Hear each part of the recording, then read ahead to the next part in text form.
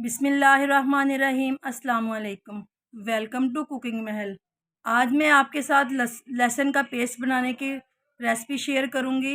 ये मैंने लहसुन ले लिया है, इसको हम सबसे पहले छील लेंगे, अलग-अलग करके इनका छिलका उतार लेंगे। हमने लहसुन को छील लेना है। ये लहसुन को मैंने छील लिया है। अब हम इसका पेस्ट बनाएंगे। मैंने इसके मिक्सर के अंदर डाल लिया है। अब मैं इसके अंदर तकरीबन 2 चम्मच ऑयल के शामिल करूँगी।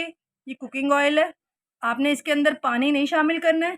पानी शामिल करने से ये होता है कि पेस्ट का कलर भी ख़राब हो जाता है और इसका टेस्ट भी ख़राब हो जाता है। इसके अंदर फंगस लग जाती है, तो आपने इसके अंदर पानी शामिल नहीं करना, आपने इसके अंदर ऑयल शामिल करना है। इससे ये होगा कि इसका कलर बहुत अच्छा फ्रेश सा रहेगा और ना ही इसके अंदर फंगस लगेगी। तो चलिए हम इसको ग्राइंड करते हैं।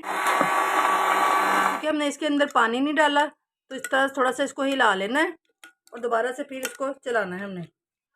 ये देखिए हमारा कितना फाइन पेस्ट बन चुका है। अब मैं इसको जार में डालूंगी।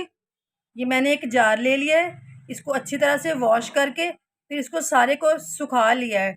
इसके अंदर पानी बिल्कुल नहीं है। अगर पानी होगा, इसके अंदर भी अगर पानी होगा तो हमारा पेस्ट ख़राब होने का खदशा है। तो चले मैं अब इसके अंदर पेस्ट को डालूंगी। देखिए कितना स्मूथ पेस्ट हमारा रेडी हो गया है। अगर आप इसको फ्रिज में रखेंगे तो आप इसको 15-20 दिन के आसानी से, ये ख़राब नहीं होगा, रख सकते हैं। फ्रीज़र में तो आप इसको जितना मर्ज़ी अरसा आप चाहें तो आप इसको फ्रीज़ कर सकते हैं। चलें जी, हमारा पेस्ट तैयार हो गया है। आप इसको बना कर रख सकते हैं। ईद के मौके पे आप ये 1-2 दिन पहले ये काम करके रख लें तो आपको ईद के दिन कोई मसला नहीं होगा।